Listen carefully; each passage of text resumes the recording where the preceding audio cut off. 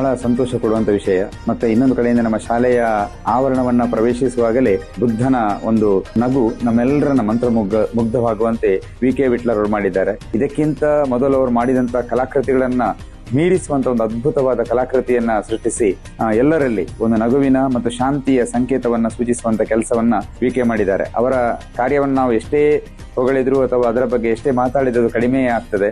ಸುಮಾರು 3 ರಿಂದ 4 ಲಕ್ಷ ರೂಪಾಯಿ ವೆಚ್ಚದಲ್ಲಿ ಸ್ವಂತ ಕೈಯಿಂದ ಹಣ ಹಾಕಿ ಸರ್ಕಾರಿ ಶಾಲೆಯಲ್ಲಿ ಒಂದು ವಿಭಿನ್ನತೆಯನ್ನು ತರುವಂತ ಉದ್ದೇಶದಿಂದ ಇದನ್ನು ಅವರು ಮಾಡಿದ್ದಾರೆ.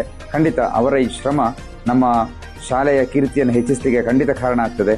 ಮಾತ್ರ ಅಲ್ಲ, ಎಲ್ಲ ಮಕ್ಕಳಲ್ಲಿ ಒಂದು ರೀತಿಯ ಅರ್ಥಪೂರ್ಣವಾದಂತಹ ಮತ್ತೆ ಶಾಂತಿಯ ಮನಸ್ಸು ಅವರಲ್ಲಿ ಬರಬೇಕು ಅನ್ನೋ ಉದ್ದೇಶದಿಂದ ಮಾಡಿದ್ದಾರೆ. ಇದು ಇಂದಿನ ಯುವಜನಕ್ಕೆ ಖಂಡಿತ ಬಹಳ ಉತ್ತಮವಾದ ಸಂದೇಶನ ಕೊಡುವಂತ ಕೆಲಸ. ಯಾಕಂದ್ರೆ ಬುದ್ಧ ಜಗತ್ತಿಗೆ ಬೋಧಿಸಿರುವಂತದ್ದು ಶಾಂತಿ.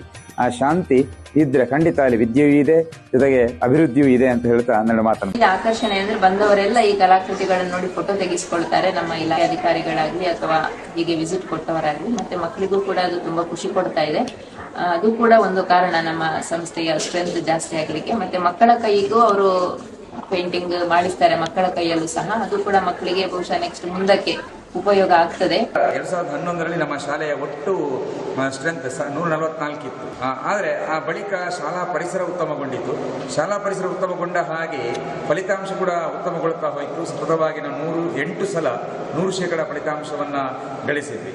ಅದು ಮಕ್ಕಳಲ್ಲಿ ಇದು ನಮ್ಮ ಶಾಲೆ, ನಾವೇ ಮಾಡಿದ ಚಿತ್ರ, ಇದನ್ನು ಉಳಿಸಿಕೊಳ್ಬೇಕು ಅನ್ನೋ ಒಂದು ಕಲ್ಪನೆ ಮೂಡಲಿಕ್ಕೆ ಅದು ಸಹಕಾರ ಆಯಿತು.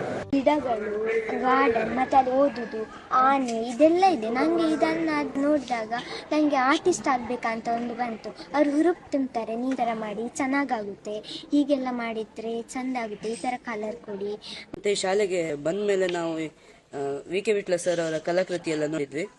ಆಗ ತುಂಬಾ ಖುಷಿ ಅನಿಸ್ತಿತ್ತು ನಮಗೆ. ಮತ್ತೆ ಶಾಲೆಗೆ ಬರೋ ತುಂಬಾ ಖುಷಿ ಆಗ್ತದೆ, ಯಾಕಂದ್ರೆ ತುಂಬಾ ಹಸಿರಿನ ವಾತಾವರಣ ಉಂಟು ಇಲ್ಲಿ.